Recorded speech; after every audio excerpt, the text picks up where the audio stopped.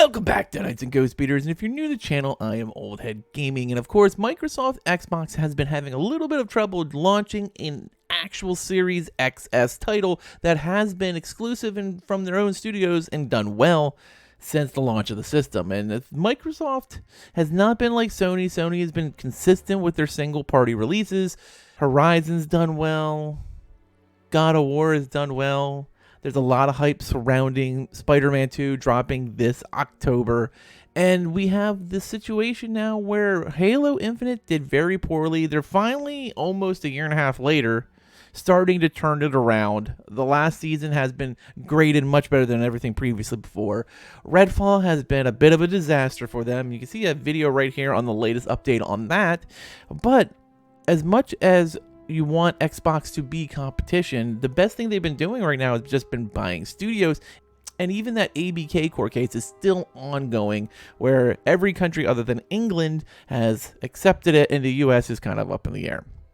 But the main focus now is on one game and one game only, and there's a lot of hopes in that basket, and that is Starfield. There needs to be a game that is a flagship game on the Microsoft console if you're going to sell Series X and S's. And they're even, as you can see here, launching a brand new Series S for $350 on September 1st, which is basically the same thing as the normal Series S, except it's black and has a terabyte hard drive.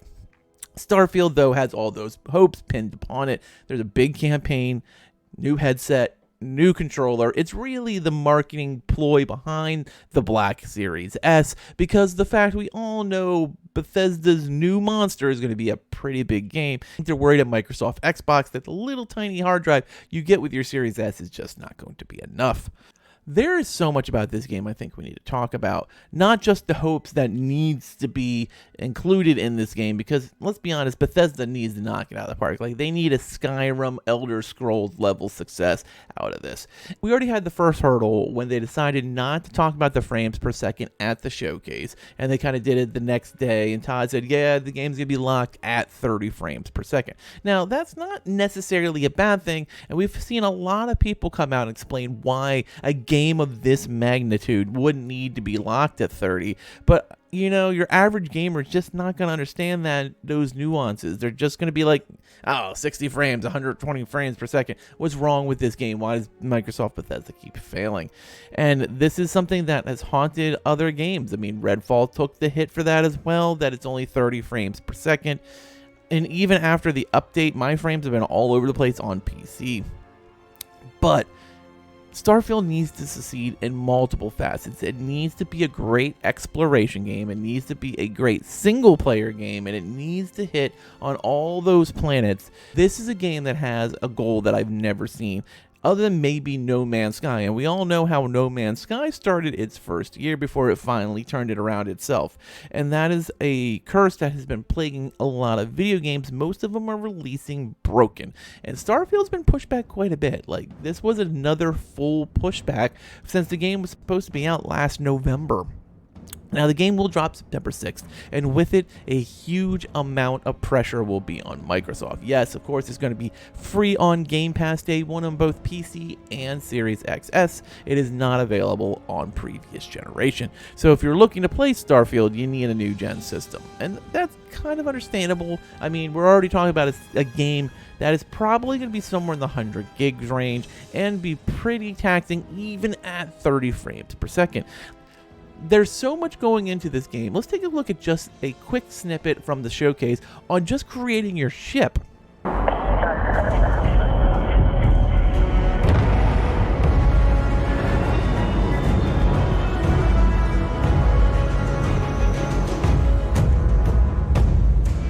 Space exploration is possible thanks to your ship. Your ship is almost like having another character or home you can make all your own. I think you'll be blown away by the amount of stuff you can do. You can buy a ship. I'm sure you can find something you like. Customize and upgrade that ship. And hire a crew to keep it up and running. And it all starts in spaceports. Every spaceport has a ship technician where you can purchase, sell, and modify ships. Anything I can help you with? Maybe you start off with a speedy fighter that's perfect for bounty hunting. Then you might round out your ship roster with a hulking space freighter to run cargo missions, or even do a little smuggling. For now, though, we're going to take our starting ship, the Frontier, and make some changes. You can customize and upgrade everything you see here, and you have 2 ways to do that. You can quickly upgrade individual systems like your weapons or shields, or you can deep dive and enter the shipbuilder mode. Here you can change anything, from the systems to the look and layout. Adding a new habitat module can give you more room for crew. Adding cowling can change your ship's overall silhouette. An improved grav drive allows for longer distance space jumps. You can even fully customize your paint job to get the exact look you want. The parts you choose to build with don't just affect your ship's stats. They'll also affect what you can do inside your ship. You can have modules for crafting, or for storing and displaying your weapons. Starfield's in-game ship manufacturers bring their own look and feel to every piece of your ship. From living quarters to cargo holds, mess halls, and control rooms.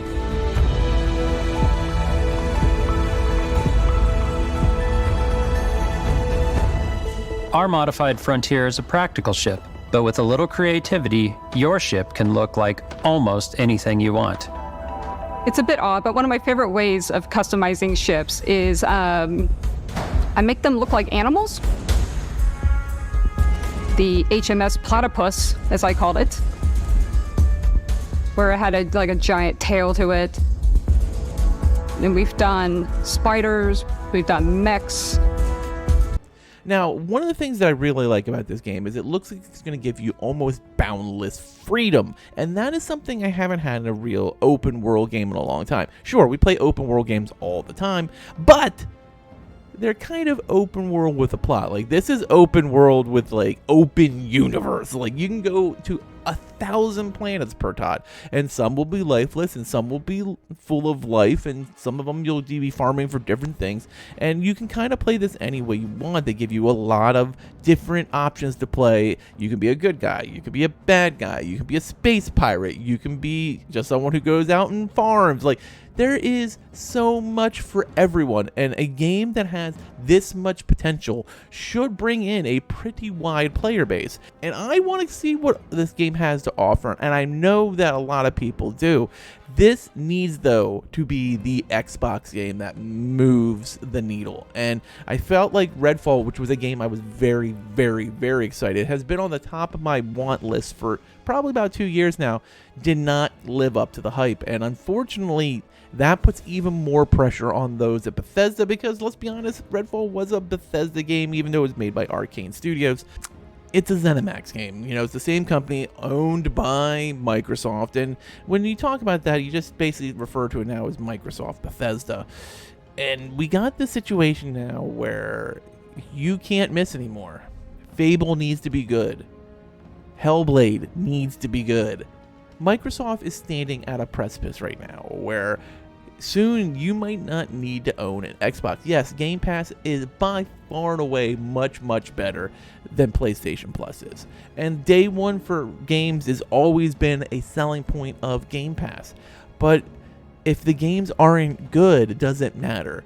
And as much as I enjoy Redfall for what it is, it's not a great game. I would probably say it's a 5 out of 10 game. The story's okay. The world feels very empty. There is some fixes to it, and I think people should give it a try just to play through, especially being on Game Pass. But it's one of those things now where you need a game that you can point to. You need a God of War. You need a Spider-Man, where people said, damn it, I'm a console player. I'm not a PC player. I need an Xbox because of this. And Starfield needs to be that game. Like, this is not a stretch by saying this is a make or break title for the system. Because unfortunately, let's be honest, we know Fable and Hellblade aren't coming till at least next year. And Forza is what Forza is. Like, it's a great looking racing game. They always are, but that's not going to move titles. Starfield is that game.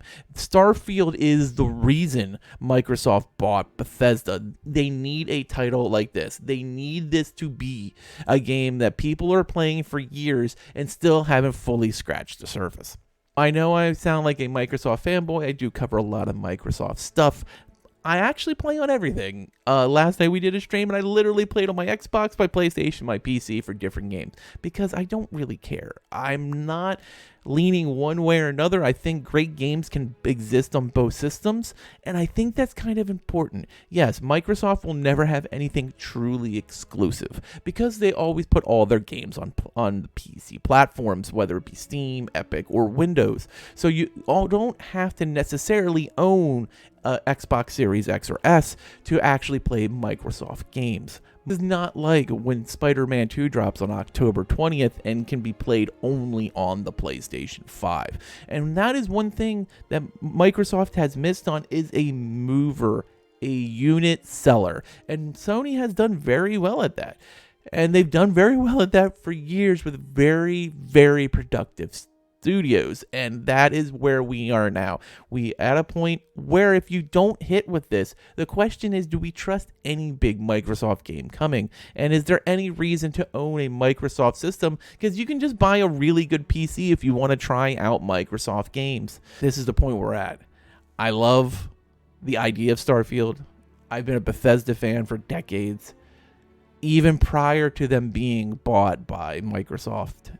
I've played Elder Scrolls, I've played Fallout, I've played Skyrim, I've played tons of Bethesda games for years and years and years. And I think we're now staring at the situation of Bethesda has a lot of weight on their shoulders because they need to hit this one out of the park. They need to see that 9 out of 10s, those 4 out of 5 reviews. They need people saying Starfield is the game for Microsoft.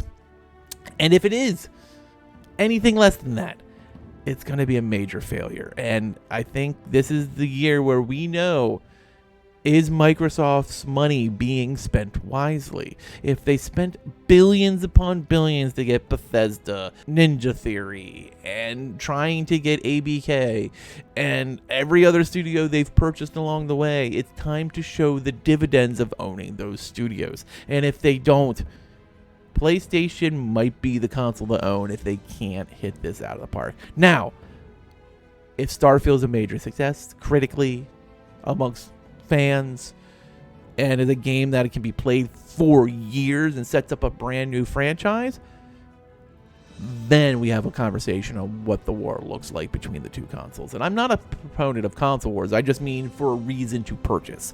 Is there a reason to own both? And this is mostly coming from the perspective of someone who's not a PC gamer. As always, I want to hear your thoughts in the comments below. Are you excited for Starfield? Are you worried about Starfield? Is there anything that you think is going to make or break this game that I haven't brought up? I want to talk about everything about this game. Are you just straight up excited for it? And that's okay too. You can just be excited for a title coming out in the fall. That's all right. But I want to hear, do you think this is a make or break title? Do you think this is the pedestal I'm putting on for importance? I don't know. Let me know in the comments below. As always, thanks for watching, and later, mates.